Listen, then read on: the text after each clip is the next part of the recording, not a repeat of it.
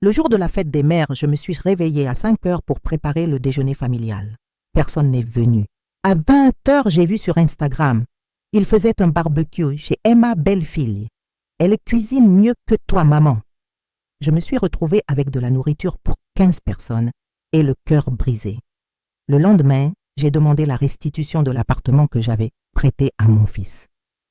Quand l'avis d'expulsion est arrivé, j'ai toujours cru que la famille était tout.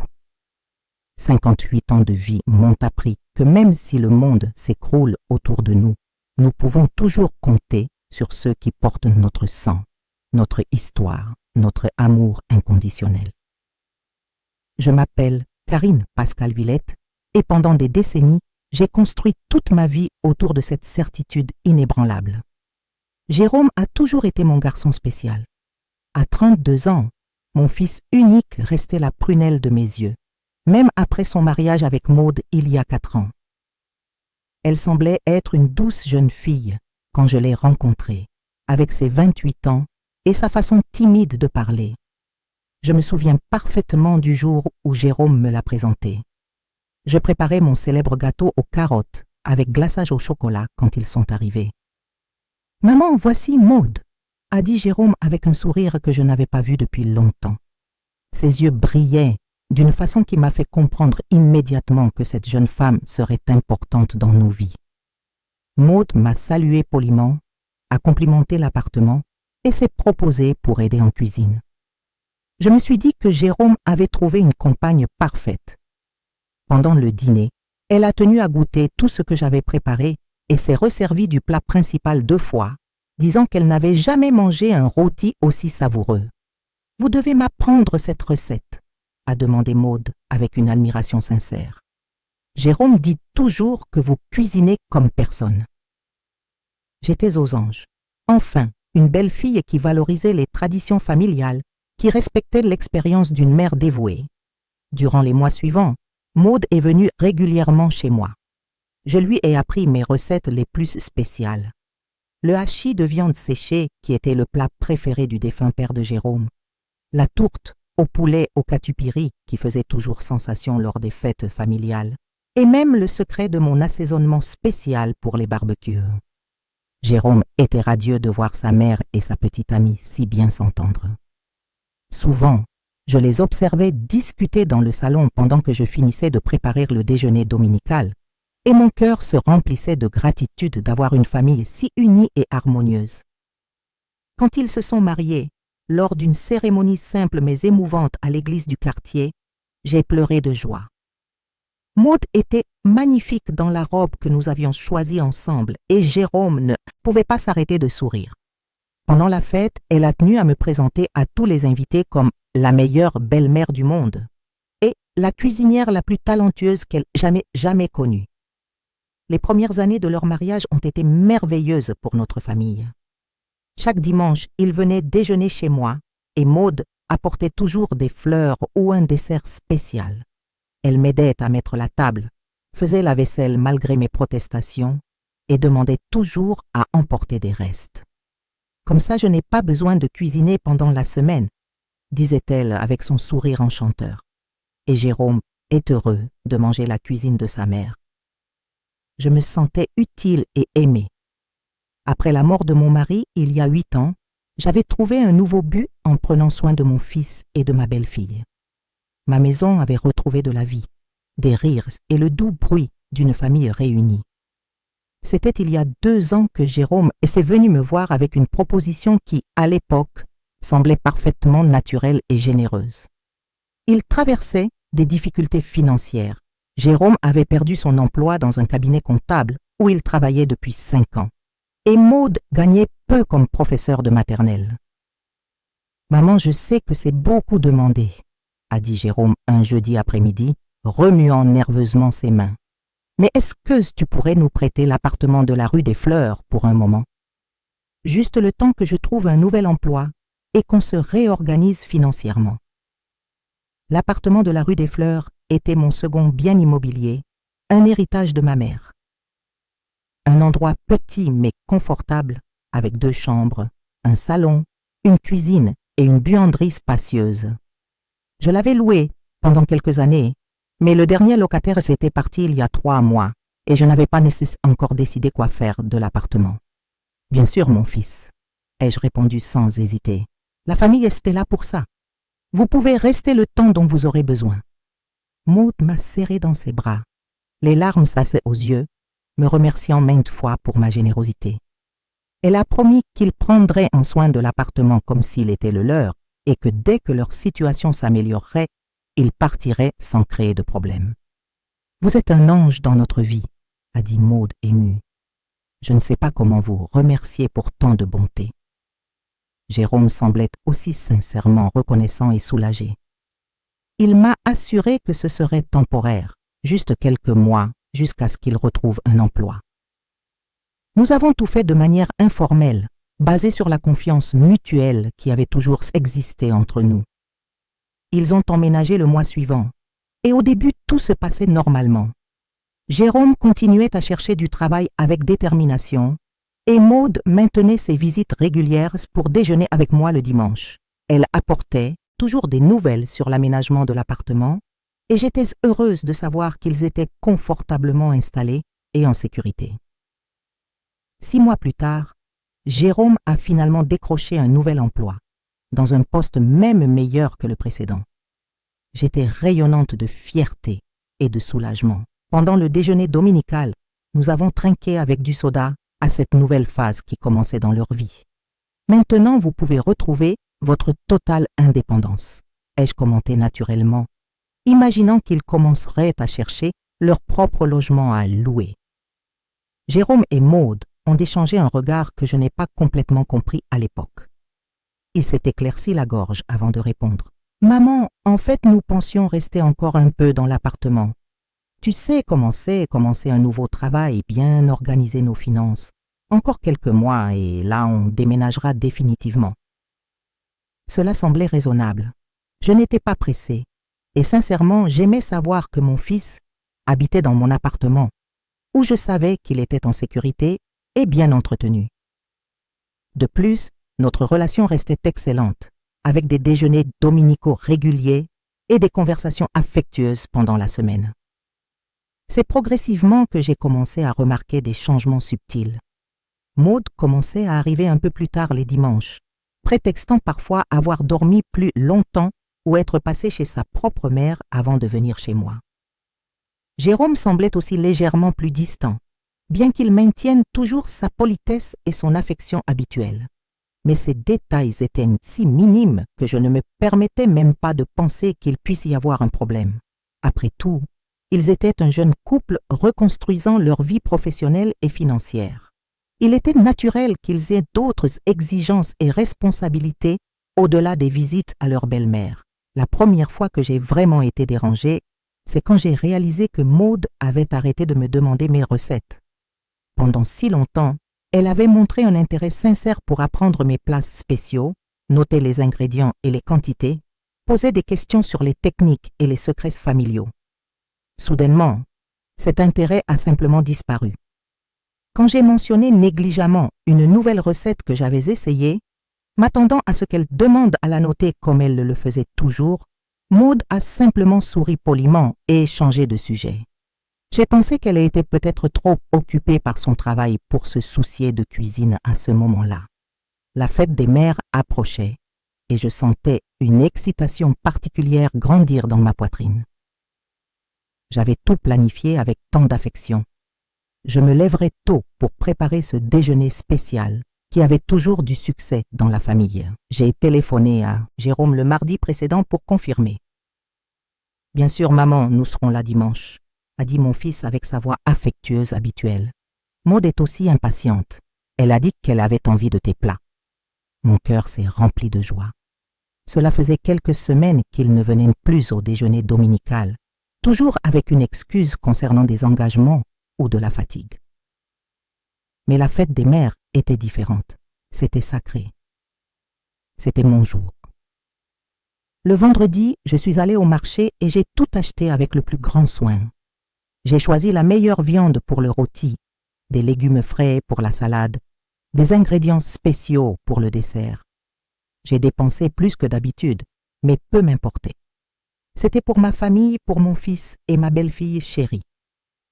Samedi soir, j'ai à peine pu dormir tant j'étais impatiente.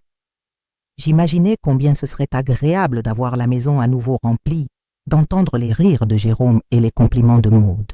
Peut-être pourrions-nous même parler de quand ils prévoyaient de quitter l'appartement de la rue des Fleurs, maintenant que leur situation financière s'était améliorée. Le réveil a sonné à 5 heures du matin ce dimanche de mai. Je me suis levée avec une totale disposition, j'ai mis mon tablier préféré et j'ai commencé à travailler dans la cuisine.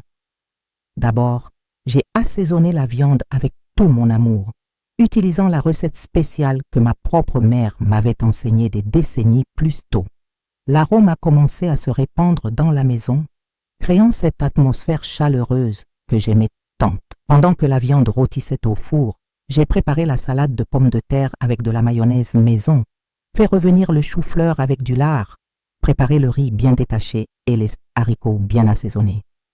Pour le dessert, j'ai opté pour le pavé au chocolat qui avait toujours été le dessert préféré de Jérôme depuis son enfance. À 10 heures du matin, j'ai appelé pour confirmer l'heure. Le téléphone de mon fils a sonné plusieurs fois avant de basculer sur la messagerie vocale. J'ai pensé qu'il dormait peut-être encore, après tout c'était dimanche. J'ai réessayé 1 heure plus tard, et de nouveau personne n'a répondu. Midi est arrivé et toujours aucun signe de Jérôme et Maude. J'ai commencé à m'inquiéter. Était-il arrivé quelque chose? J'ai essayé d'appeler plusieurs fois, mais je tombais toujours sur la messagerie.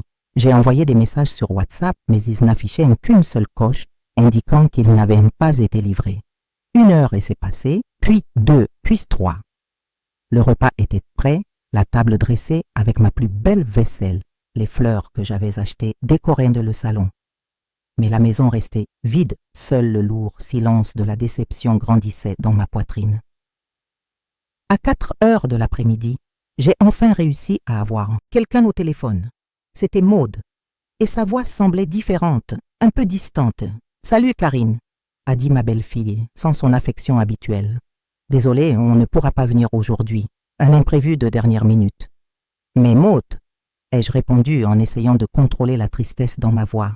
« C'est la fête des mères, j'ai tout préparé, j'ai fait à manger pour tout le monde. » Jérôme avait confirmé que vous viendriez. « Oui, je sais, mais ce n'est vraiment pas possible. Ce sera pour la prochaine fois, d'accord? Au revoir, a-t-elle dit rapidement avant de raccrocher. Je suis restée immobile dans la cuisine, tenant le téléphone et regardant toute cette nourriture que j'avais préparée avec tant d'amour. De la nourriture suffisante pour 15 personnes, comme je le faisais toujours quand j'attendais des visites, car j'aimais m'assurer qu'il en reste assez pour que tout le monde puisse en emporter. Les heures se sont écoulées péniblement. J'ai essayé de manger un peu, mais la nourriture semblait fade. J'en ai rangé une partie au réfrigérateur, congelé une autre, mais il en restait encore beaucoup. Chaque récipient que je fermais était comme un morceau de mon cœur que je rangeais avec. Le soir, vers 8 heures, j'ai décidé de me distraire en naviguant sur les réseaux sociaux. J'ai ouvert Instagram sans grande attente, voulant juste voir quelques belles photos pour adoucir la tristesse de la journée. C'est alors que j'ai vu une photo sur le profil de Maude, postée 2 heures plus tôt. L'image montrait une table garnie de barbecue, avec plusieurs personnes souriantes qui trinquaient. J'ai reconnu quelques visages, c'étaient des amis à elle et à Jérôme. Et là était mon fils, tenant une brochette de viande et souriant largement à la caméra. La légende de la photo disait « Fête des mères spéciale avec la famille choisie, barbecue parfait dans notre nouvelle maison. » Notre nouvelle maison. L'appartement que je leur avais prêté était appelé notre nouvelle maison. Mon estomac s'est retourné, mais le pire était encore à venir. J'ai fait défiler les commentaires de la photo, essayant de mieux comprendre la situation. C'est alors que j'ai vu un commentaire d'une amie de Maude qui m'a glacé le sang. Quel délice! Maude cuisine mieux que ma belle-mère aussi. Ha ha ha! Et la réponse de Maude elle-même. N'est-ce pas? Heureusement qu'on n'a plus à supporter ces déjeuners sans saveur. Liberté totale. Plus bas, il y avait un autre commentaire dévastateur d'une personne que je ne connaissais pas. Jérôme, Ta mère n'a pas été déçue que vous ne soyez pas allé la voir. La réponse de mon propre fils m'a brisé le cœur en deux. Elle cuisine mieux que toi, maman. Ha ha ha. Il était temps qu'on commence nos propres traditions. Je suis restée à fixer l'écran du téléphone, incapable de croire ce que je lisais. Mon fils, ma belle-fille, se moquant de moi publiquement, le jour qui devrait être spécial pour toutes les mères. Ils avaient menti effrontément, inventé un engagement inexistant pour ne pas venir à mon déjeuner. Et par-dessus tout, ils s'amusaient à mes dépens. J'ai passé toute la nuit éveillée, relisant ces commentaires cruels, essayant de comprendre où j'avais échoué. Quel signe avais-je manqué? Comment n'ai-je pas remarqué que ma propre famille me trompait et me manquait de respect de cette façon? Le lundi matin, après une nuit sans sommeil, j'ai pris une décision que je n'aurais jamais imaginé devoir prendre. J'ai appelé mon avocat, Maître Henrik, qui s'était occupé des papiers quand mon mari est décédé. Maître Henrik, ai-je dit la voix encore nouée par l'émotion. J'ai besoin que vous m'aidiez à récupérer mon appartement de la rue des Fleurs. Je l'ai prêté à mon fils, mais maintenant j'en ai besoin. Madame Karine, a répondu l'avocat avec surprise dans la voix. Êtes-vous sûr? Ne serait-il pas préférable d'en parler d'abord avec votre fils? Je suis absolument sûre, ai-je répondu avec une fermeté que je ne me connaissais pas. Je veux récupérer mon appartement le plus vite possible. Maître Henrik a expliqué que, comme le prêt avait été informel, sans contrat, il pourrait notifier Jérôme officiellement en demandant l'évacuation volontaire des lieux. S'il n'acceptait pas, il faudrait entamer une procédure d'expulsion. Faites le nécessaire, ai-je dit avec détermination. Je veux récupérer mon appartement. 3 jours plus tard, le jeudi, un huissier de justice a frappé à la porte de l'appartement de la rue des Fleurs. Jérôme m'a appelé désespérément 1 heure plus tard. « Maman, qu'est-ce que c'est que ça? Un type était venu ici avec une notification disant que tu veux récupérer l'appartement. »« C'est une erreur. »« Ce n'est pas une erreur, ai-je répondu froidement. Vous avez 15 jours pour quitter mon appartement. »« Mais maman, comment ça? On n'a rien fait de mal. Tu nous avais dit qu'on pouvait rester. » Jérôme Pascal Ouillette, dis-je en utilisant son nom complet comme je le faisais quand il était enfant et qu'il avait fait une bêtise. Vous m'avez menti pour la fête des mères. Vous m'avez dit que vous aviez un engagement et vous êtes allé faire un barbecue.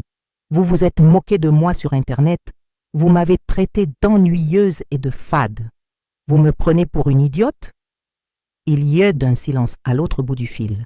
Puis Jérôme s'éclaircit nerveusement la gorge. « Maman, tu as vu les photos? Écoute, c'était juste une blague. Ce n'était pas pour blesser qui que ce soit. On peut t'en parler. » La discussion s'est terminée dimanche dernier, ai-je répondu avec une froideur qui m'a surprise moi-même. « Vous avez 15 jours. » J'ai raccroché et suis restée immobile dans la cuisine, digérant encore la conversation que je venais d'avoir avec Jérôme. Sa voix désespérée résonnait dans mon esprit, mais je ne ressentais plus cette douleur déchirante des premiers jours. À sa place, il y avait une détermination froide que je ne me connaissais pas. J'avais besoin de parler de tout ça à quelqu'un. Xanté a toujours été ma plus proche confidente, la seule personne qui me connaissait vraiment après tant d'années d'amitié. J'ai repris le téléphone et composé son numéro. « Karine, comment vas-tu, ma chérie ?» La voix de mon amie portait une inquiétude sincère qui m'a réchauffé le cœur. « Xanté, il faut que je te raconte quelque chose. Tu as un moment pour qu'on discute ?» ai-je demandé, sentant ma voix encore légèrement tremblante.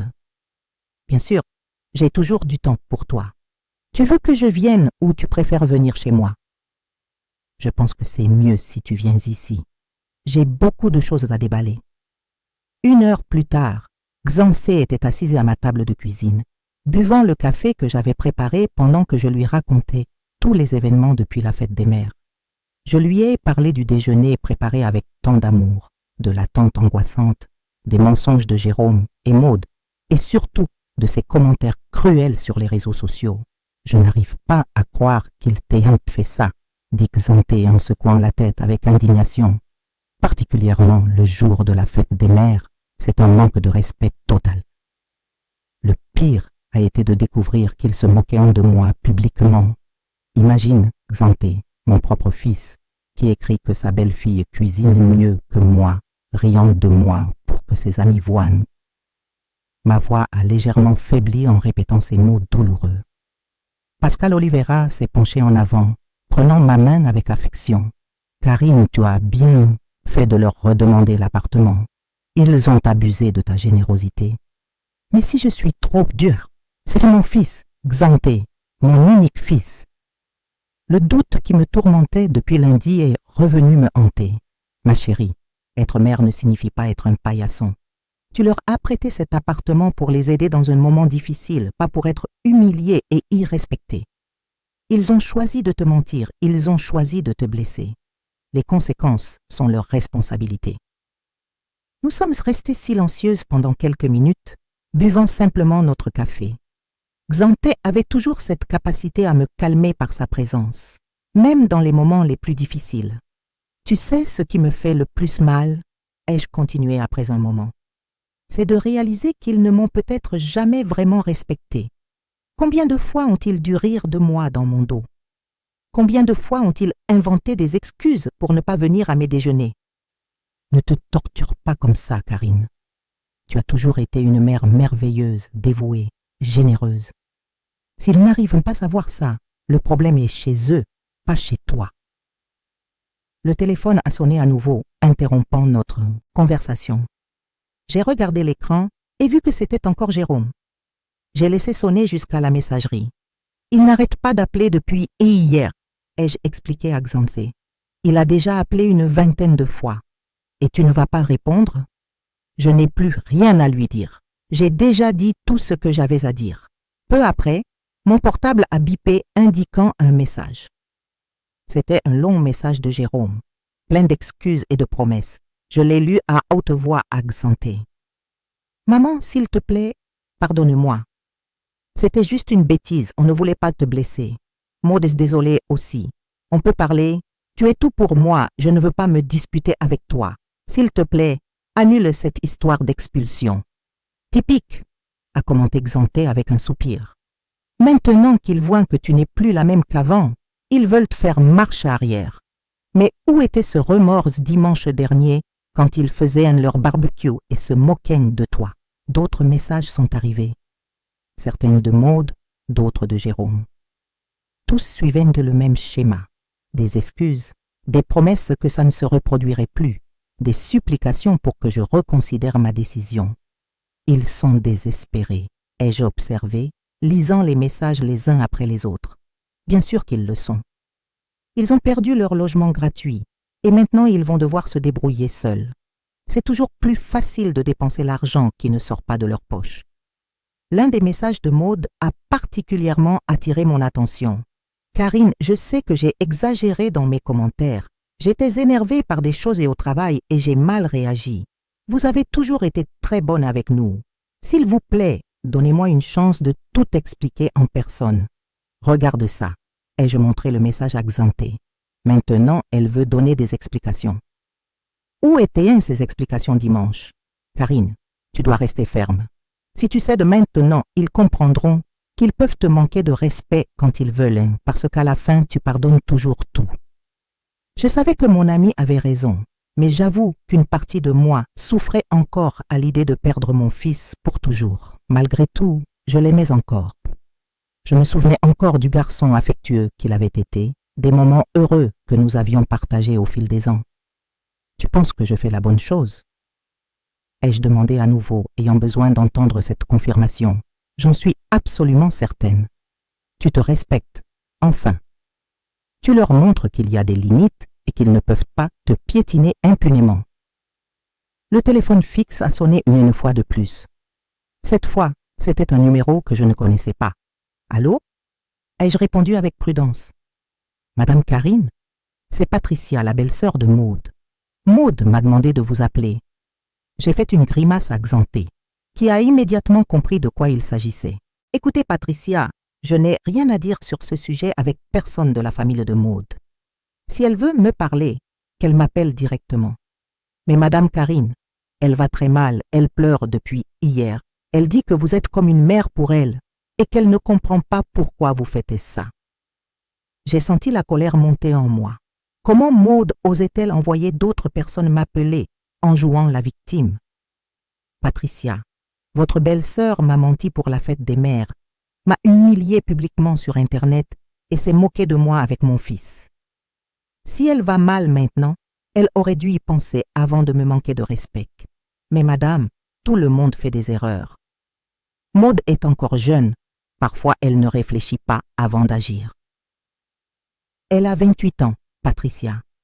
Assez âgée pour savoir qu'on ne ment pas à sa belle-mère et qu'on ne se moque pas d'elle en public. Maintenant, s'il vous plaît, ne m'appelez plus à ce sujet. J'ai raccroché le téléphone plus brutalement que je ne l'aurais voulu. Xanthe me regardait avec approbation. Très bien. Maintenant, il mobilise toute la famille pour faire pression sur toi. C'est le dernier recours de ceux qui savent qu'ils ont tort. Je n'arrive pas à croire au culot de Maude. Envoyer sa belle-sœur m'appeler en disant qu'elle me voit comme une mère. Si j'étais vraiment comme une mère pour elle, elle n'aurait pas fait ce qu'elle a fait. Durant le reste de l'après-midi, d'autres appels sont arrivés.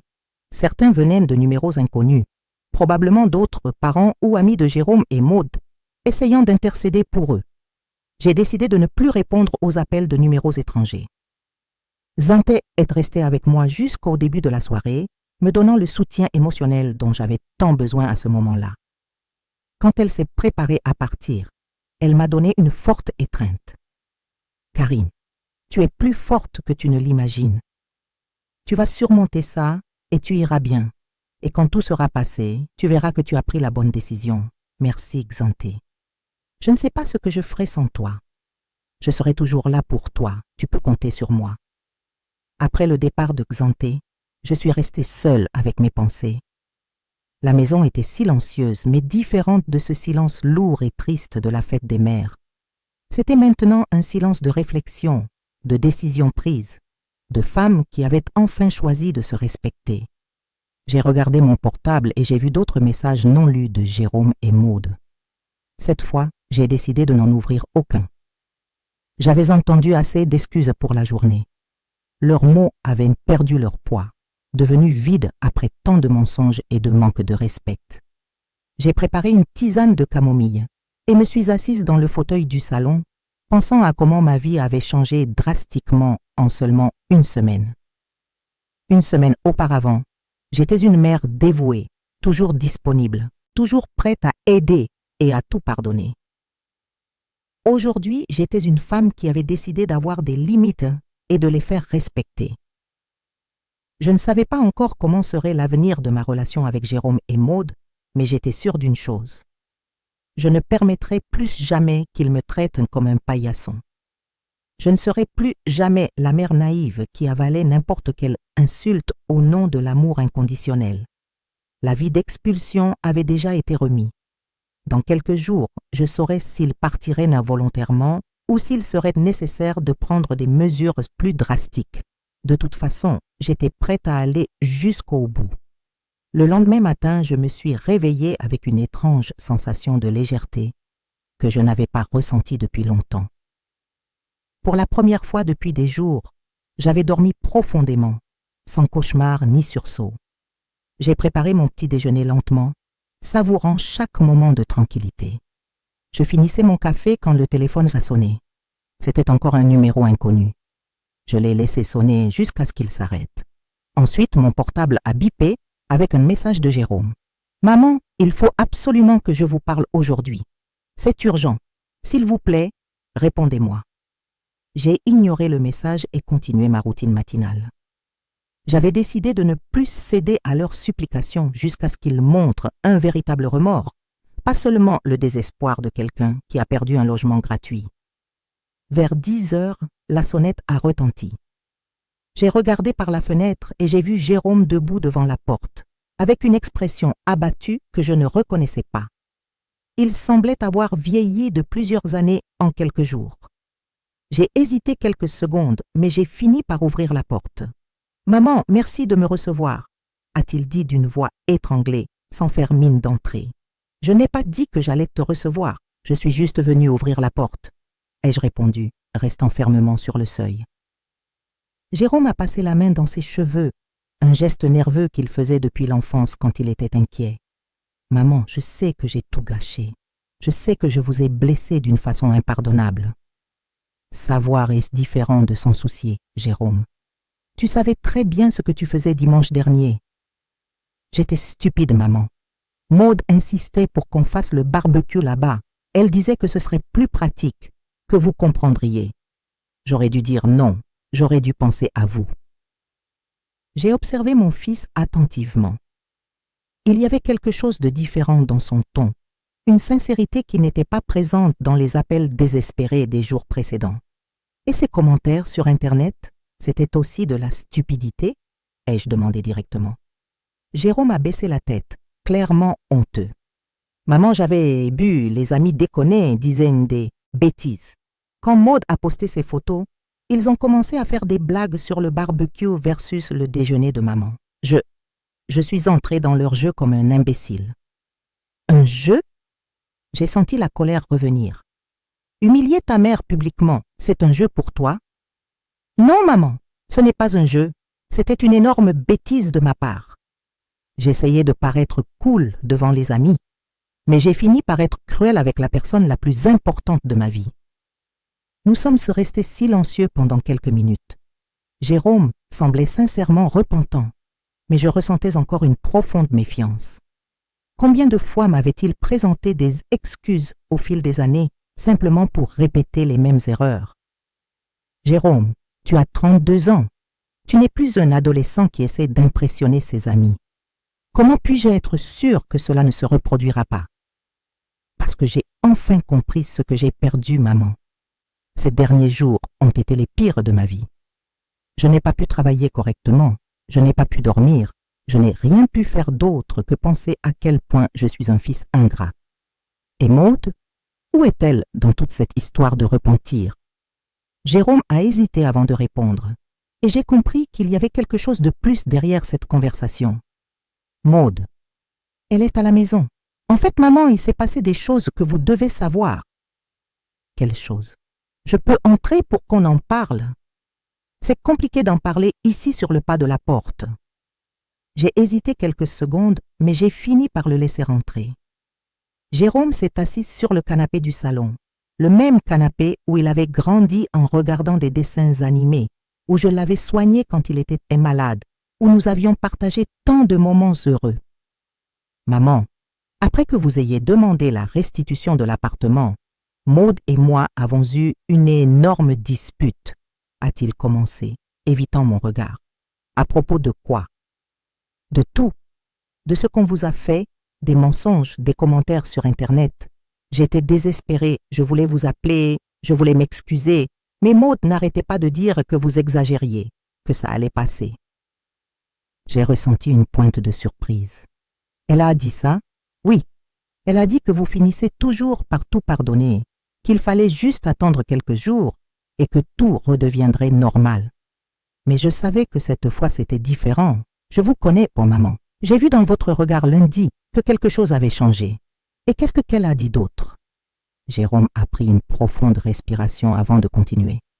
Elle a dit que si vous ne changiez pas d'avis, on chercherait un autre endroit où habiter.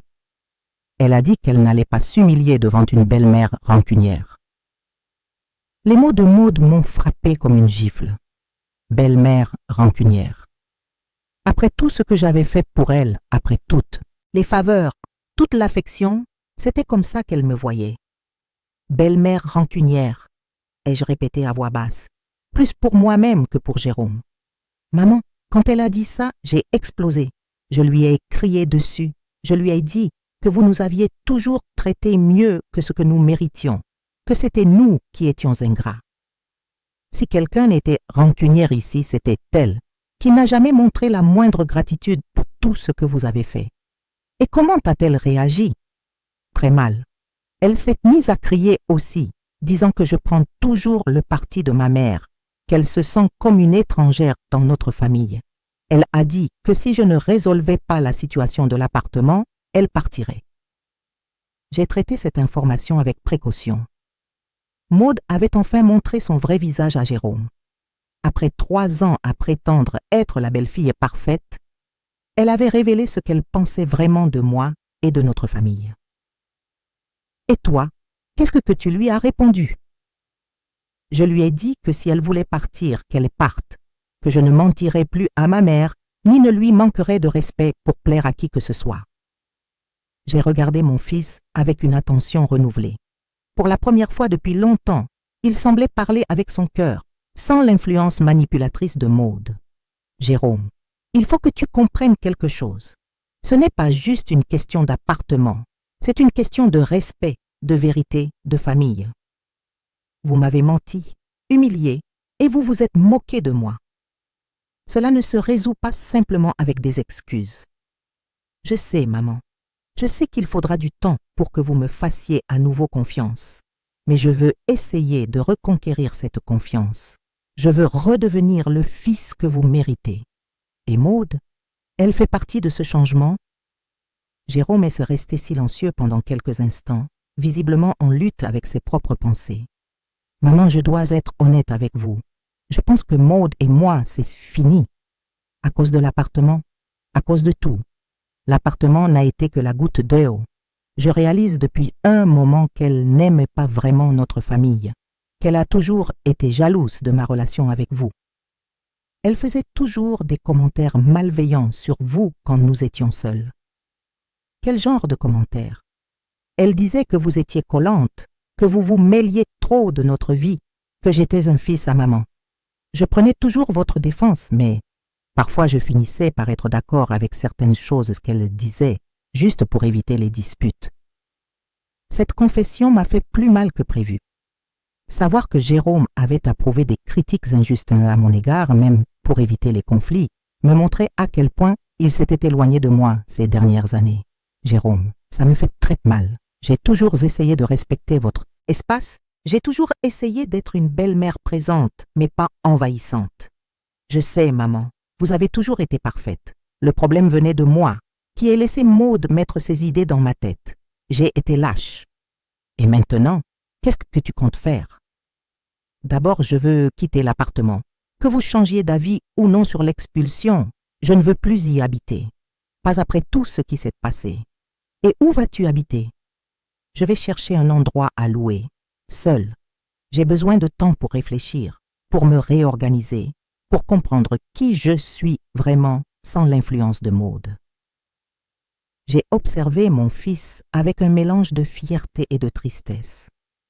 Fierté parce qu'il prenait enfin une décision mature et responsable. Tristesse parce que je savais qu'il traversait un moment très difficile. Jérôme, tu es sûr que c'est ce que tu veux? Mettre fin à une relation de 3 ans n'est pas une décision facile. J'en suis sûre, maman. En fait, j'aurais dû rompre il y a longtemps. J'avais juste peur d'être seule, peur d'admettre que je m'étais trompée sur elle. Et comment gère-t-elle tout ça? Mal, très mal. Hier soir, elle a fait un scandale. Elle a dit qu'elle dirait à tout le monde que vous êtes une belle-mère méchante qui a expulsé son propre fils. Elle a même menacé de vous poursuivre en justice. Me poursuivre, pourquoi? L'appartement est à moi. J'ai tout à fait le droit de le récupérer. C'est ce que je lui ai dit. Je lui ai dit que vous étiez plus que généreuse en donnant 15 jours de délai, que vous auriez pu nous demander de partir immédiatement. Nous avons continué à parler pendant 1 heure. Jérôme m'a raconté des détails sur la détérioration de sa relation avec Maude, des choses que je n'aurais jamais imaginées. Apparemment, elle avait toujours été jalouse et contrôlante, mais il avait interprété cela comme de l'amour et du dévouement. Quand il s'est préparé à partir, il m'a donné une forte étreinte, comme il ne l'avait pas fait depuis des années. Maman, je sais qu'il faudra du temps pour que les choses redeviennent normales entre nous, mais je veux que vous sachiez que je vous aime beaucoup et que je suis vraiment désolée pour tout. Je t'aime aussi, Jérôme. Je t'aimerai toujours, quelles que soient les erreurs que tu commettes. Mais l'amour ne signifie pas accepter le manque de respect. Je comprends cela maintenant, maman. Et je promets que je prouverai que je mérite votre pardon. Après son départ, je suis restée assise dans le salon à réfléchir à toute cette conversation.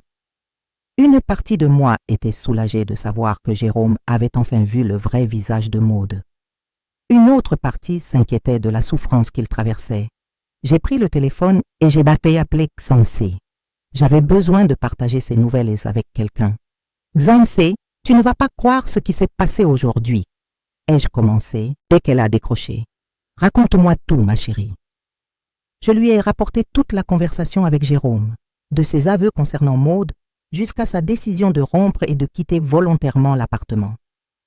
Dieu merci, il a ouvert les yeux, a commenté Xanté quand j'ai eu fini.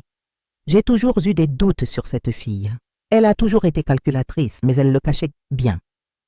Tu penses qu'il est sincère? Ou est-ce encore une manipulation pour me convaincre d'annuler l'expulsion? Karine, je connais Jérôme depuis qu'il est enfant.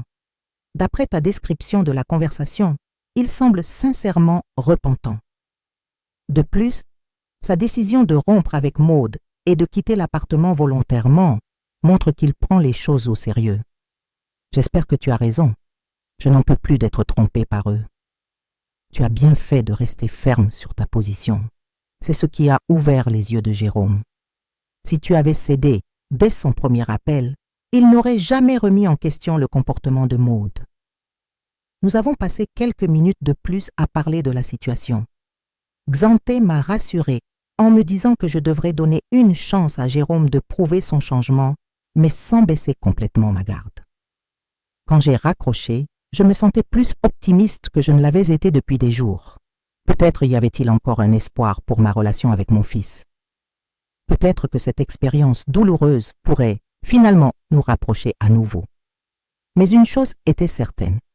Je ne permettrai plus jamais à personne de me manquer de respect comme Maude et Jérôme l'avaient fait.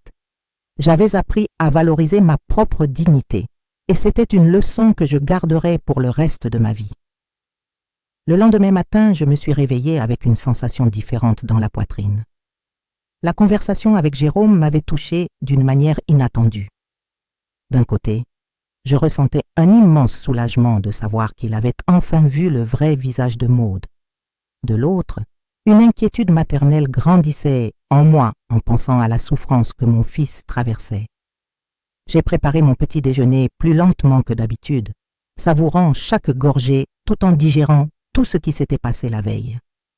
Jérôme semblait sincèrement repentant, mais j'avais appris de la manière la plus douloureuse que les apparences pouvaient en être trompeuses. Le téléphone a sonné vers 9 heures. C'était Xanté, comme si elle avait un 6e sens pour savoir quand j'avais besoin de parler.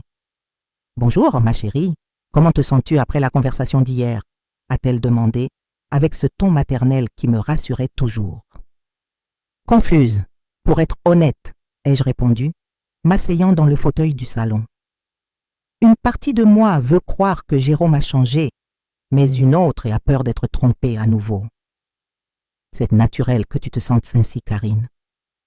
Après tout ce que tu as vécu, ce serait étrange que tu lui fasses aveuglément confiance tout de suite. Il a dit qu'il allait rompre avec Maude, qu'il quitterait l'appartement volontairement. Il semblait sincère, Xanté, mais je ne sais plus comment distinguer la sincérité de la manipulation quand il s'agit de lui. Xanté s'est restée silencieuse quelques secondes avant de répondre. « Ma chérie, tu connais ton fils mieux que quiconque. Que te dit ton instinct de mère ?»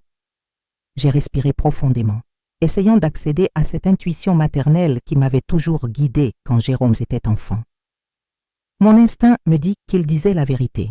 Il y avait quelque chose de différent dans sa façon de parler, dans sa façon de me regarder. Mais ma raison me dit d'être prudente. Alors suis les deux. Donne-lui une chance de prouver qu'il a changé, mais garde tes défenses levées. Tu n'as pas besoin de tout pardonner d'un coup. Tu penses que je suis trop dure? Karine Pascal Willette, après tout ce que tu as traversé, tu as tout à fait le droit d'être prudente. En fait, je pense que tu es plus généreuse qu'il ne le méritait. Nous avons parlé quelques minutes de plus de la situation. Xanté m'a rappelé que quoi qu'il arrive avec Jérôme, j'avais pris la bonne décision en me valorisant et en exigeant le respect. Après avoir raccroché, j'ai réfléchi à tout ce qui s'était passé ces dernières semaines. C'était incroyable de voir à quel point ma vie avait changé si drastiquement en si peu de temps. Il y a 1 mois, j'étais une mère dévouée qui aurait fait n'importe quoi pour ses enfants. Aujourd'hui, j'étais une femme qui avait appris à poser des limites et à valoriser sa propre dignité. Le téléphone a sonné à nouveau vers midi. Cette fois, c'était un numéro que je reconnaissais, le cabinet d'avocats que j'avais engagé pour gérer l'expulsion. « Madame Pascale Ouellette, c'est Maître Julie », a dit la voix au bout du fil.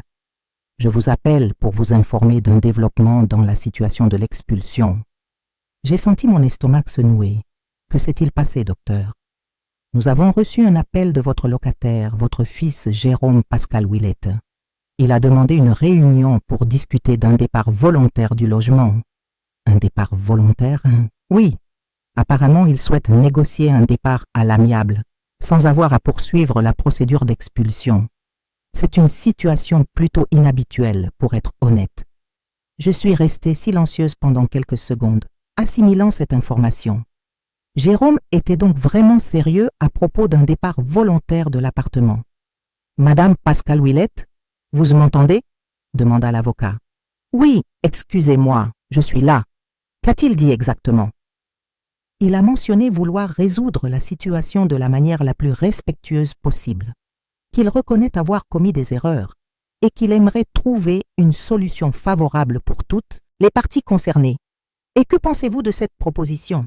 Eh bien, d'un point de vue juridique, un départ volontaire serait beaucoup plus simple et moins coûteux pour vous. Cela éviterait tout le stress d'une procédure judiciaire. Mais bien sûr, la décision finale vous appartient. Quand souhaite-t-il se réunir ? Il a suggéré demain après-midi, si cela vous convient. Nous pouvons organiser cela ici au cabinet, en terrain neutre. J'ai hésité quelques instants. Une partie de moi voulait maintenir la procédure d'expulsion comme garantie qu'il partirait en vraiment. Une autre partie y voyait une opportunité de tout résoudre de manière plus civilisée. Maître Julie, si j'accepte cette réunion, cela compromet-il mes droits d'une quelconque manière? Je veux dire, si jamais il ne tient pas ses promesses, puis-je toujours poursuivre l'expulsion? Absolument. La réunion ne servirait qu'à discuter des conditions, si vous n'arrivez pas à un accord. Ou s'il ne respecte pas ce qui sera convenu, la procédure d'expulsion suivra son cours normalement. Très bien alors. Vous pouvez fixer la réunion pour demain après-midi. Parfait. Je vais l'appeler pour confirmer. La réunion aura lieu à 14 heures dans notre cabinet. Après avoir raccroché, je suis restée assise dans le salon pendant longtemps, essayant d'organiser mes pensées. Jérôme prenait vraiment tout cela au sérieux. L'initiative de contacter l'avocat et de proposer un départ volontaire montrait un niveau de maturité que je n'avais pas vu chez lui depuis longtemps. J'ai appelé Xanté pour lui raconter l'appel de l'avocat.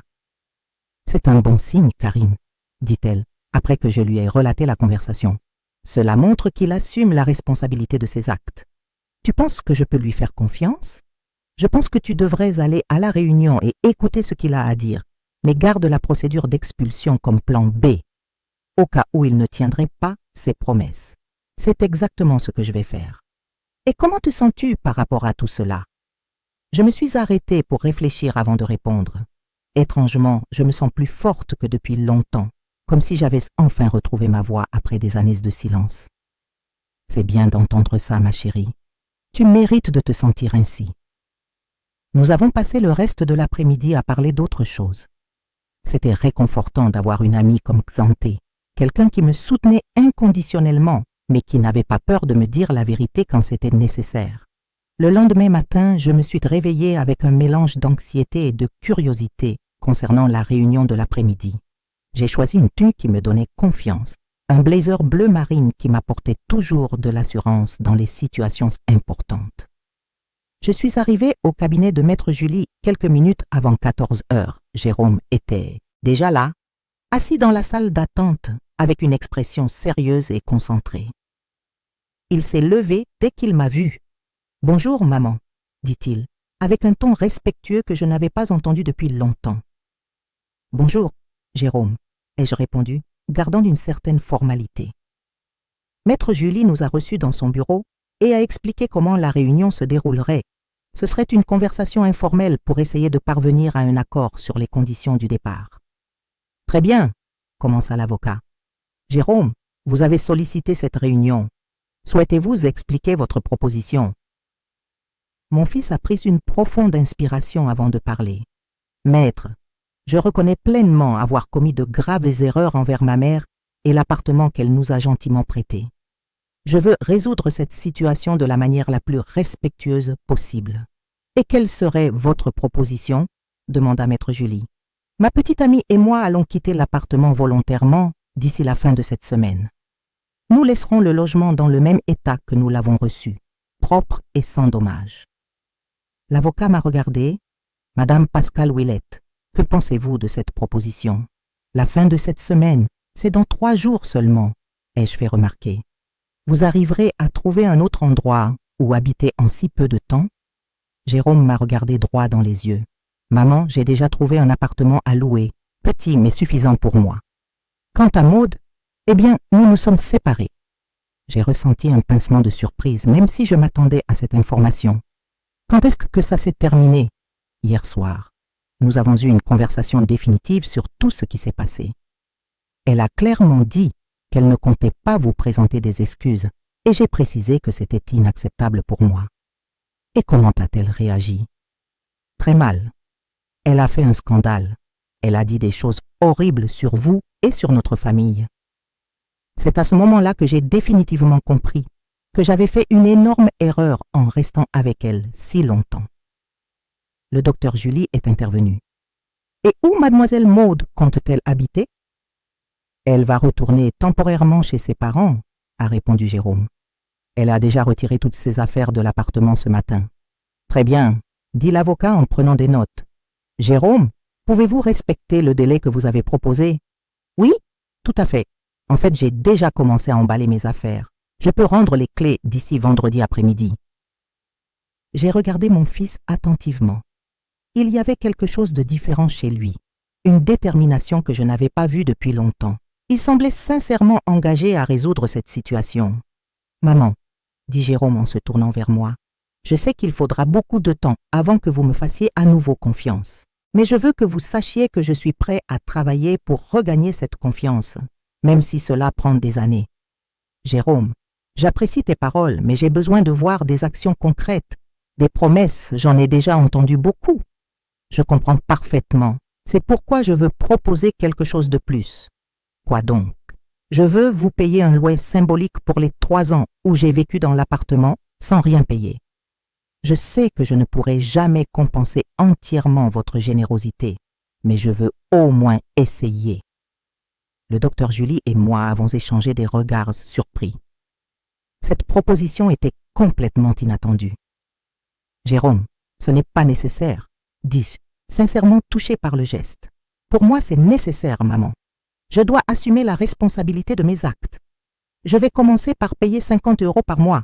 C'est ce que je peux faire pour le moment. Mais j'ai l'intention d'augmenter ce montant quand ma situation financière s'améliorera. Je suis restée silencieuse pendant quelques minutes, digérant toute cette conversation.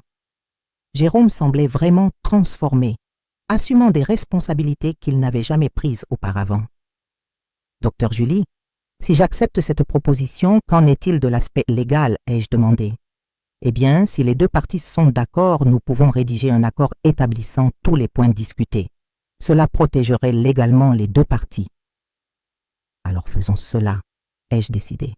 « Jérôme, j'accepte ta proposition, mais à une condition. » « Quelle condition, maman ? Je veux que tu comprennes que cela n'efface pas ce qui s'est passé. Je donne cette chance parce que je crois que tu peux changer. Mais au moindre faux pas, au moindre manque de respect, notre relation redeviendra purement formelle. Je comprends et j'accepte complètement cette condition. » Le docteur Julie a rédigé un accord simple, stipulant que Jérôme quitterait l'appartement avant vendredi et commencerait à payer un loyer symbolique pour les années précédentes. Nous avons tous les 2 signé le document. Quand nous sommes sortis du bureau, Jérôme m'a accompagné jusqu'au parking. « Maman, merci beaucoup de me donner cette opportunité, » dit-il, les yeux légèrement humides. « Jérôme, j'espère sincèrement que tu sauras saisir cette chance. Il n'y en aura pas de 3e. Il n'y aura pas besoin d'une 3e, je te le promets. » Nous nous sommes dit au revoir là-bas, de manière cordiale mais encore distante. Je savais qu'il faudrait beaucoup de temps et de nombreux actes concrets de la part de Jérôme pour que notre relation redevienne ce qu'elle était avant, Mais pour la première fois depuis des semaines, je ressentais une petite lueur d'espoir que peut-être, juste peut-être, nous pourrions reconstruire notre relation familiale sur des bases plus solides et respectueuses. J'ai conduit jusqu'à la maison avec un sentiment de prudence mêlé à une petite lueur d'espoir. La réunion dans le bureau du docteur Julie avait été surprenante à bien des égards. Voir Jérôme assumer ses responsabilités de manière si mature était quelque chose que je n'attendais pas, surtout après tout ce qui s'était passé. Je me suis garée dans le garage et suis restée quelques minutes dans la voiture, organisant mes pensées. La proposition de Jérôme de payer un loyer symbolique pour les années où il avait vécu gratuitement dans l'appartement était touchante, mais je savais que je devais garder les pieds sur terre. Des belles paroles et des promesses, j'en avais déjà entendu beaucoup. Quand je suis entrée dans la maison, le téléphone sonnait. C'était Xanté, qui semblait comme toujours avoir un sixième sens pour savoir quand j'avais besoin de parler. « Alors comment s'est passée la réunion ?» a-t-elle demandé avant même que je puisse la saluer correctement. « Surprenante, pour dire la vérité », ai-je répondu en m'asseyant dans le fauteuil du salon. Jérôme semblait vraiment différent, Xanté. Plus mûr, plus responsable. « Raconte-moi tout », a-t-elle demandé avec ce ton intéressé qui me faisait toujours sentir écoutée. J'ai relaté toute la conversation dans le bureau de l'avocat, de la proposition de départ volontaire jusqu'à l'offre inattendue de payer un loyer rétroactif. Mon Dieu, Karine, c'est vraiment inattendu. Et comment te sens-tu par rapport à tout cela? Confuse pour être honnête, une partie de moi veut croire qu'il a vraiment changé, mais une autre a peur d'être naïve à nouveau. C'est normal que tu te sentes ainsi, dit Xanté avec sa sagesse habituelle. Après tout ce que tu as traversé, ce serait étrange que tu lui fasses aveuglément confiance tout de suite. Il m'a dit qu'il a rompu avec Maude hier soir.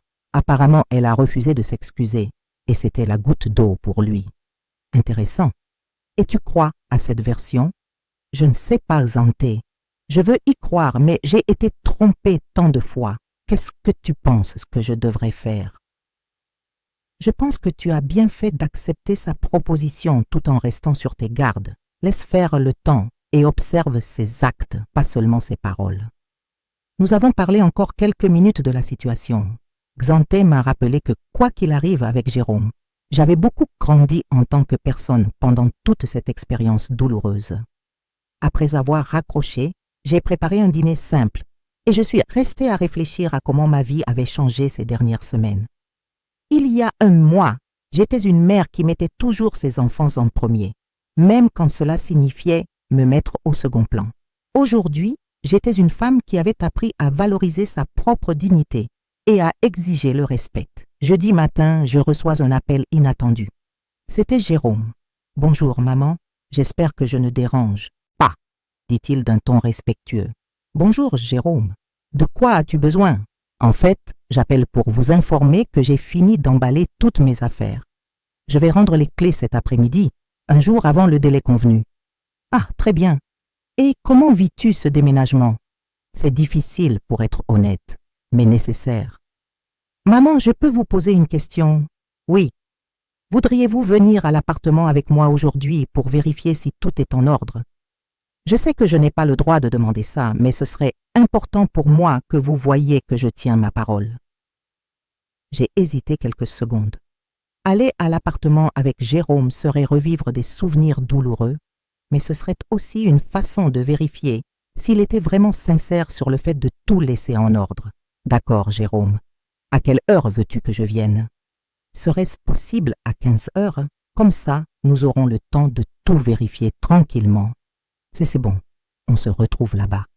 Merci maman, merci beaucoup. J'ai passé le reste de la matinée nerveuse, pensant à ce que ce serait de remettre les pieds dans cet appartement. C'était un espace que j'avais offert avec tant d'amour et qui était devenu le symbole de ma naïveté et du manque de respect que j'avais subi. Je suis arrivée à l'immeuble de la rue des Fleurs exactement à 15 heures. Jérôme attendait déjà dans le hall avec plusieurs cartons empilés à côté de lui. « Bonsoir, maman », dit-il en se levant quand il m'a vu. « Bonsoir, ce sont tes affaires ?»« Oui. Un ami va venir les chercher tout à l'heure pour m'aider avec le déménagement. Vous voulez monter voir l'appartement ? Nous sommes montés dans l'ascenseur en silence. Quand Jérôme a ouvert la porte de l'appartement, j'ai été vraiment surprise. L'endroit était impeccablement propre et rangé. Il n'y avait aucune trace de la présence de Maude et tout semblait exactement comme je me souvenais quand j'avais prêté l'espace. « Eh bien, Jérôme, c'est vraiment très bien entretenu », ai-je dit en parcourant le salon. « J'ai passé les 2 derniers jours à tout nettoyer. Je voulais que ce soit parfait pour vous. Nous avons vérifié toutes les pièces ensemble.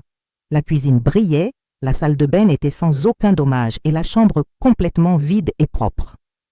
Il était évident que Jérôme avait fait beaucoup d'efforts pour tout laisser en parfait état. Je suis impressionnée, Jérôme. Je ne m'attendais vraiment pas à trouver tout si bien entretenu. Maman, je sais que j'ai beaucoup de choses à me faire pardonner. Commencez par vous rendre votre appartement en parfait état, est le minimum que je puisse faire. Nous sommes restés dans le salon vide pendant quelques minutes, un lourd silence planant entre nous. Il y avait tant de choses non dites, tant de sentiments blessés qui auraient sans besoin de temps pour cicatriser. « Jérôme, je peux te poser une question ?»« Bien sûr, maman. Que s'est-il vraiment passé entre toi et Maude? Je veux dire, qu'est-ce qui t'a fait, finalement, voir qui elle était, vraiment ?» Jérôme a soupiré profondément avant de répondre. En fait, c'est la conversation qu'on a eue l'autre jour. Quand je suis rentrée et que je lui ai raconté notre conversation, comment j'avais réalisé à quel point je vous avais blessé, elle a ri. Elle a ri? Elle a ri et a dit que j'étais trop dramatique, que vous finiriez par tout pardonner comme toujours. Elle a redit que j'étais bête de trop m'inquiéter des sentiments d'une vieille sentimentale. J'ai ressenti un pincement au cœur en entendant ces mots, même indirectement. C'est à ce moment-là que j'ai réalisé qu'elle n'avait jamais respecté madame, ni notre famille, et qu'en restant avec elle, j'étais complice de ce manque de respect. Et comment a-t-elle réagi quand tu as décidé de rompre? Très mal. Elle a crié, pleuré, dit que je vous choisissais à sa place. Elle ne pouvait pas comprendre qu'il ne s'agissait pas de choisir un camp, mais d'avoir un respect fondamental pour la personne qui m'a le plus aidé dans la vie. Nous sommes restés silencieux à nouveau, absorbant le poids de cette conversation. « Maman, je sais qu'il faudra beaucoup de temps pour regagner votre confiance, mais je veux que vous sachiez que je suis prêt à y travailler aussi longtemps que nécessaire. Jérôme, j'apprécie tes paroles, mais comme je l'ai déjà dit, j'ai besoin de voir des actions concrètes. Le temps nous dira si tu as vraiment changé.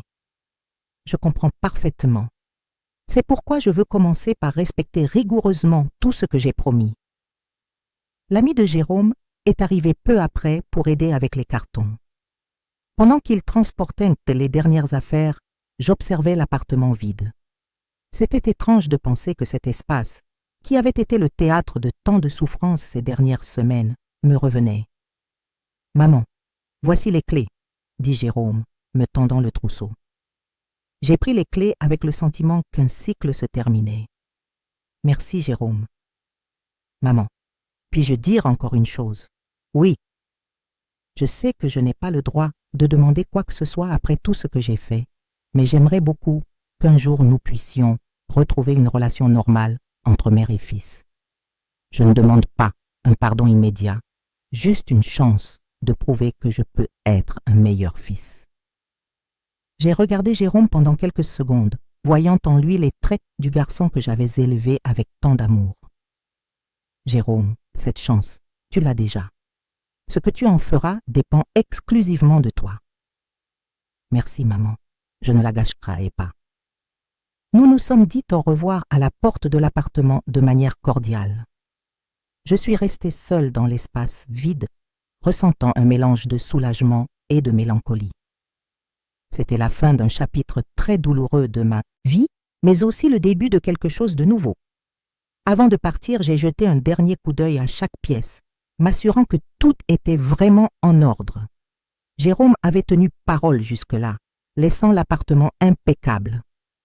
De retour chez moi, j'ai immédiatement appelé Xanté pour lui raconter l'après-midi. « Alors, comment s'est passée la remise de l'appartement ?» a-t-elle demandé dès qu'elle a décroché. Surprenant, Xanté. Jérôme a tout laissé absolument parfait. Il n'y avait pas un grain de poussière qui dépassait. C'est bon signe, Karine. Ça montre qu'il prend ses engagements au sérieux. Oui, j'ai été impressionnée. Et nous avons un peu parlé de ce qui s'est passé avec Maude.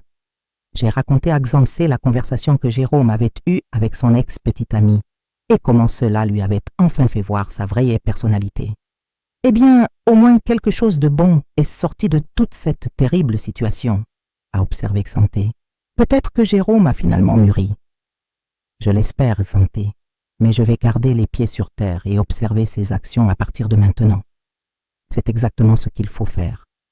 Laisse le temps faire son œuvre et vois s'il a vraiment changé ou si ce n'est qu'une autre phase. Nous avons passé le reste de la conversation à parler d'autres sujets.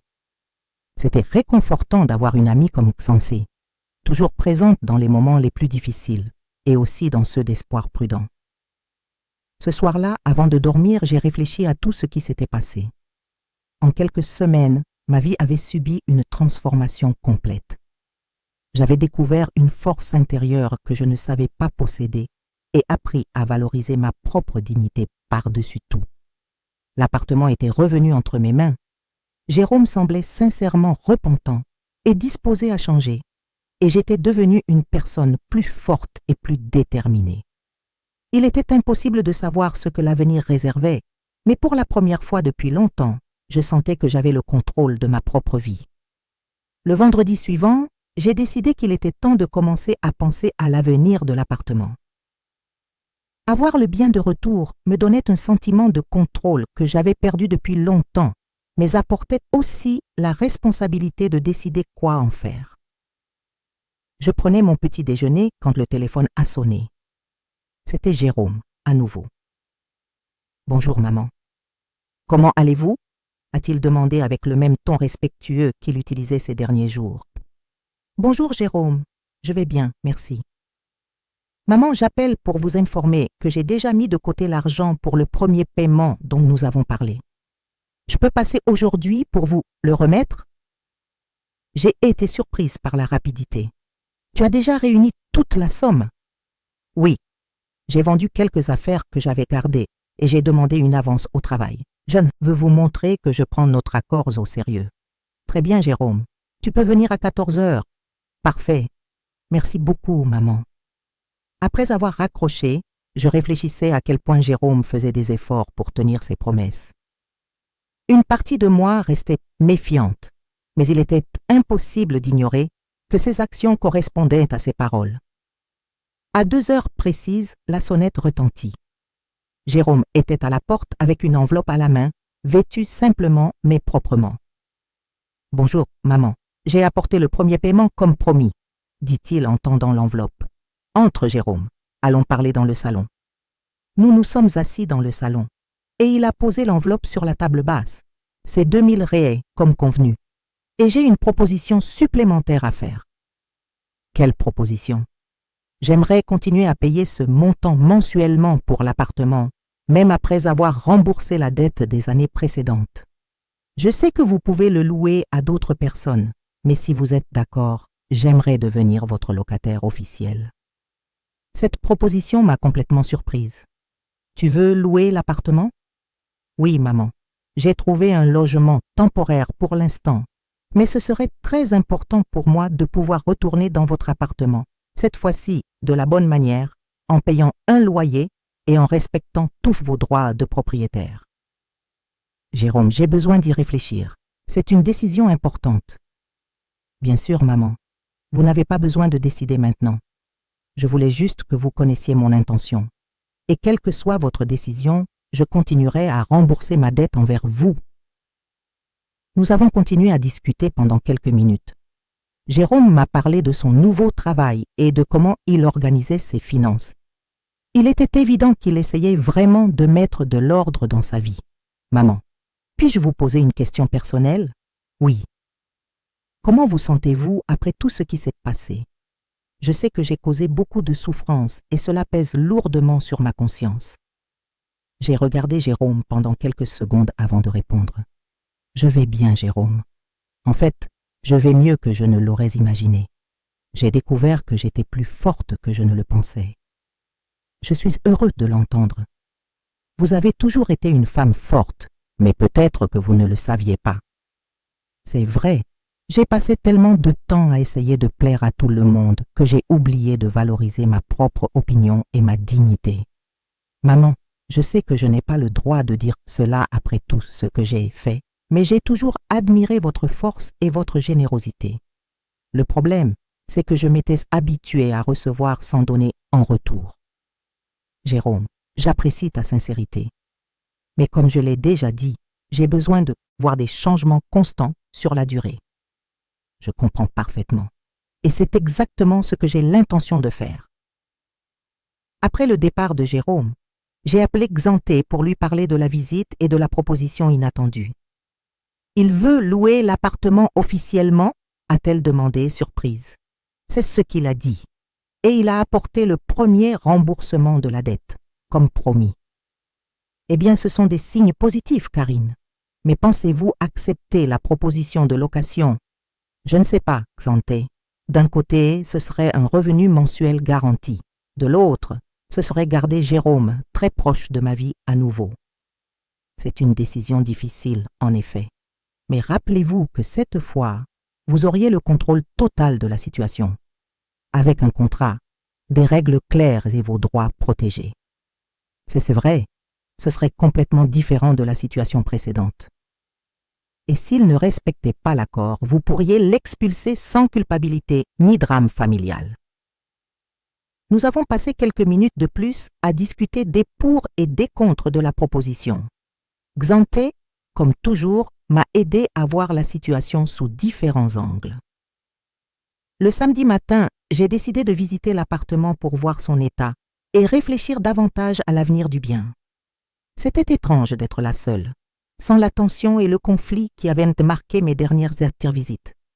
J'ai parcouru les pièces vides, imaginant différentes possibilités. Je pourrais le louer à des inconnus, ce qui me donnerait un revenu mais aussi des responsabilités avec des locataires que je ne connaissais pas. Ou je pourrais accepter la proposition de Jérôme, ce qui me donnerait au moins la sécurité de traiter avec quelqu'un de la famille, malgré toute l'histoire compliquée entre nous. Je me suis assise dans le salon vide et j'ai laissé mes pensées couler librement. En quelques semaines, ma vie avait subi une transformation que je n'aurais jamais imaginée possible. J'avais découvert une force intérieure que je ne savais pas posséder et appris à poser des limites, même avec les personnes que j'aimais. Le téléphone a sonné, interrompant mes pensées. C'était un numéro inconnu.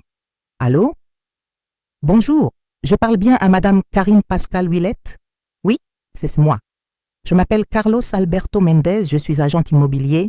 J'ai entendu dire que vous aviez un appartement à louer rue des Fleurs. J'étais surprise. Comment l'avez-vous su? Une connaissance m'a transmis l'information.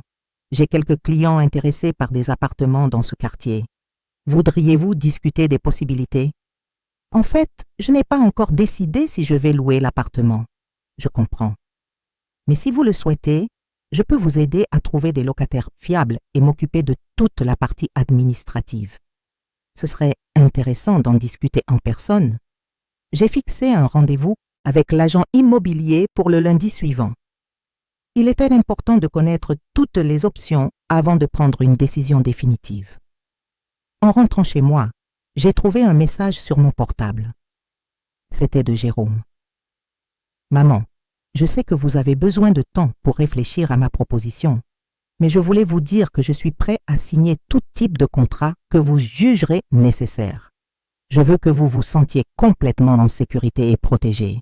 Merci de me donner cette opportunité. Le message m'a touché. Jérôme semblait vraiment faire un effort sincère pour réparer les dommages qu'il avait causés. Le dimanche, je suis allée à la messe comme d'habitude. Pendant l'homélie, le prêtre a parlé du pardon et des secondes chances. Ces paroles ont résonné dans mon cœur d'une manière particulière à ce moment-là. Pardonner ne signifie pas oublier ou accepter d'être à nouveau manqué de respect, a-t-il dit. Pardonner, c'est libérer notre cœur du poids du ressentiment et donner aux gens l'opportunité de montrer leur changement à travers leurs actions. Je suis sortie de l'église avec un sentiment de paix et de clarté que je n'avais pas ressenti depuis longtemps. Peut-être était-il temps de donner une vraie seconde chance à Jérôme, mais cette fois avec toutes les protections et les limites nécessaires. Le lundi, j'ai reçu l'agent immobilier Carlos chez moi. Il m'a expliqué en détail comment fonctionnait le marché locatif dans la région et quels étaient les prix pratiqués. D'après les photos que vous m'avez envoyées, l'appartement peut être loué environ 2 500 € par mois, m'a-t-il informé. Intéressant. Et concernant les locataires, comment se passe la sélection? Nous faisons une analyse complète. Justification de revenus, références personnelles et professionnelles, consultation des organismes de protection du crédit. C'est un processus rigoureux pour garantir que vous ayez des locataires fiables. Nous avons discuté pendant près d'1 heure de tous les détails. Carlos semblait compétent et expérimenté, ce qui m'a rendue plus confiante quant à la possibilité de louer à des inconnus.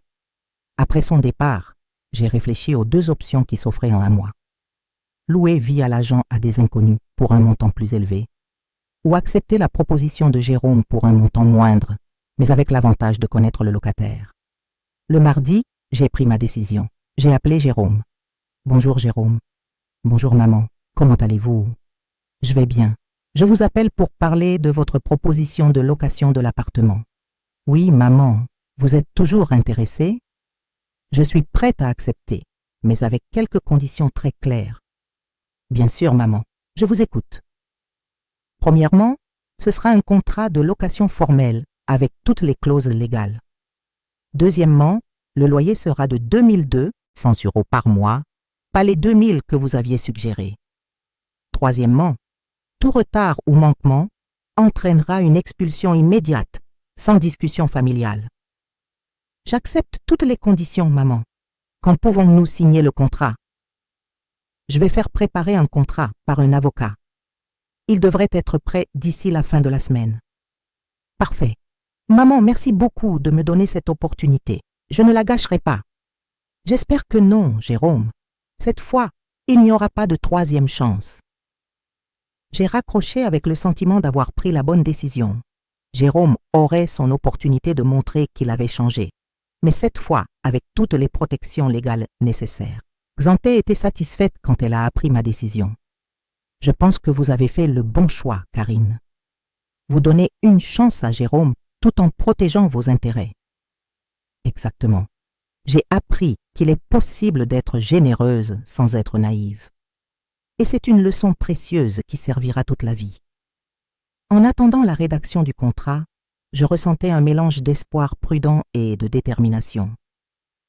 J'avais choisi de donner une seconde chance à Jérôme, mais cette fois-ci, ce serait selon mes conditions, avec mes règles et ma dignité préservée.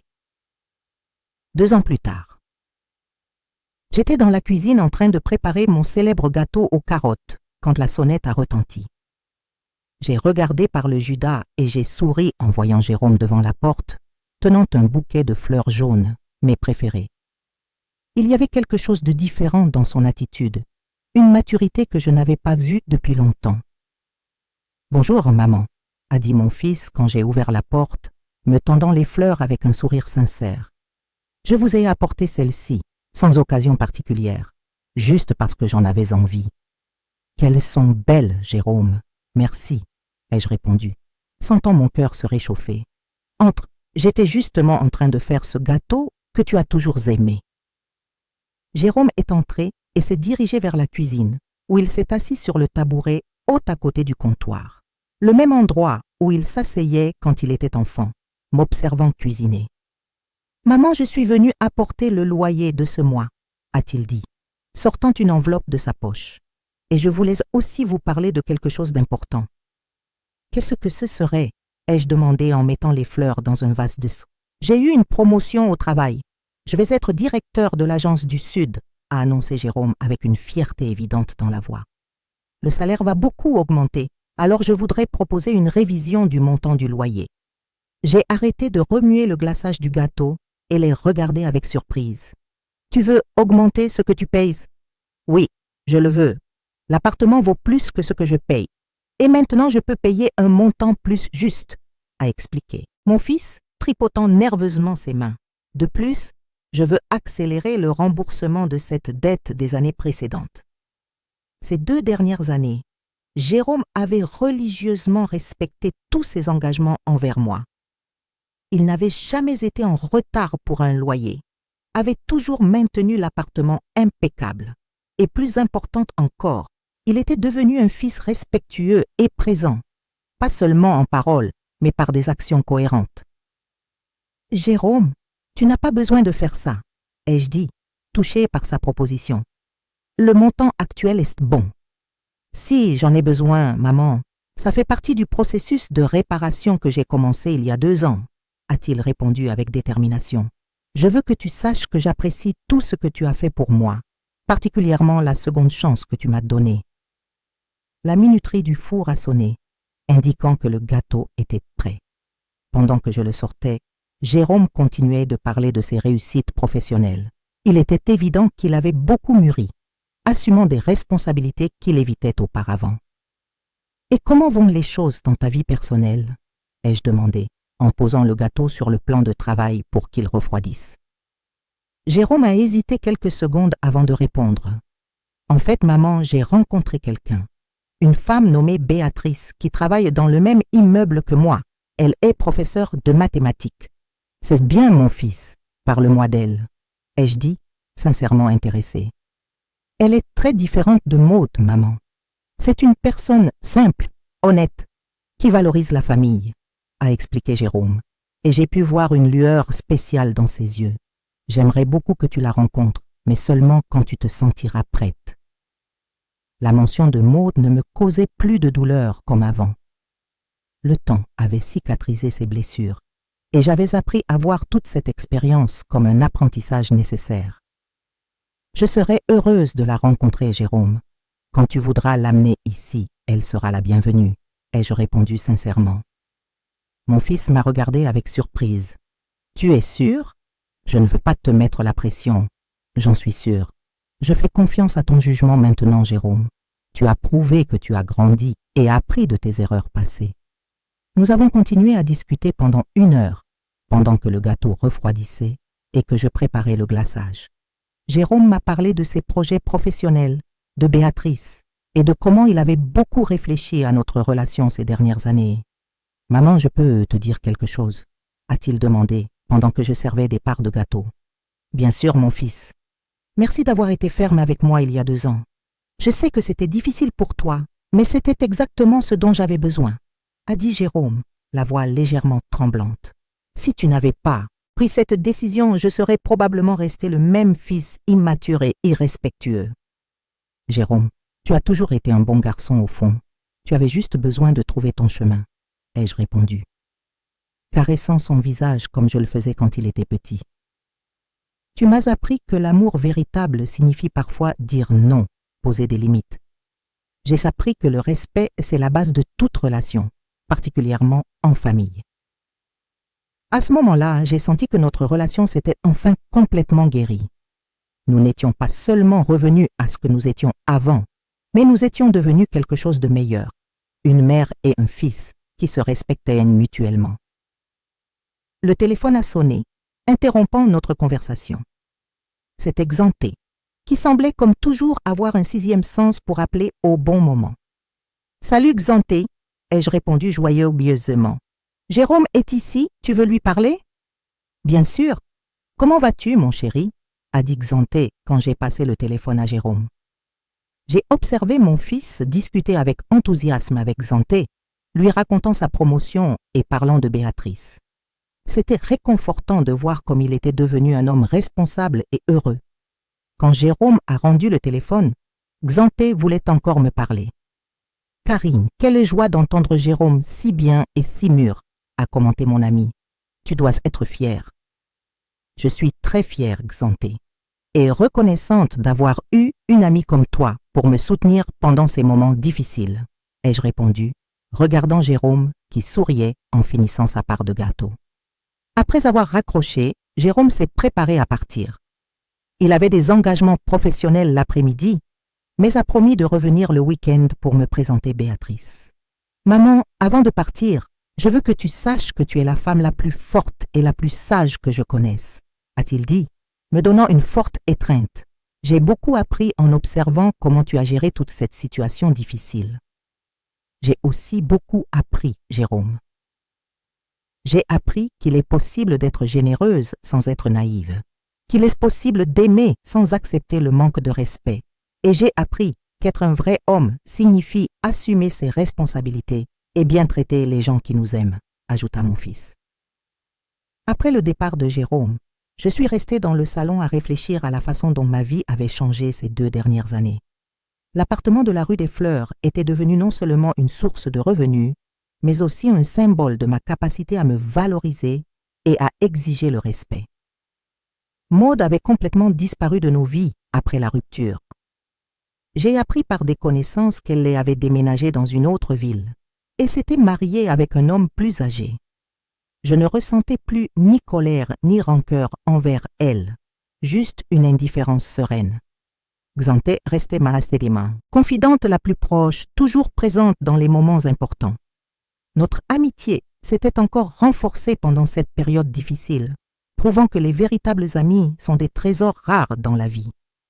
Quant à moi, j'ai découvert une force intérieure que je ne me connaissais pas.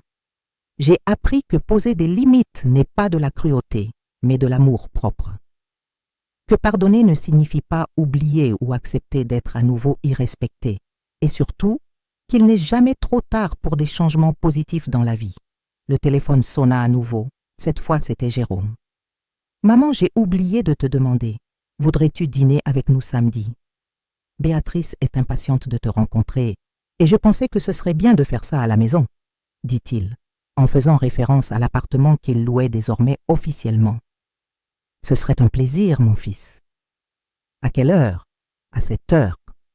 Je vais préparer ces pâtes que j'ai appris à faire, répondit Jérôme avec enthousiasme. Parfait. J'apporterai un dessert.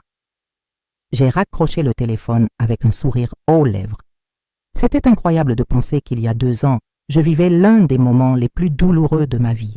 Et aujourd'hui, je me préparais à rencontrer la nouvelle petite amie de mon fils, lors d'un dîner qu'il organiserait lui-même. J'ai regardé par la fenêtre du salon et vu le coucher de soleil qui peignait le ciel de teinte orangée. C'était une fin d'après-midi tranquille, pleine de possibilités et d'espoir. J'avais appris que la vie peut nous surprendre de manière inattendue, parfois douloureuse, mais toujours avec des leçons précieuses.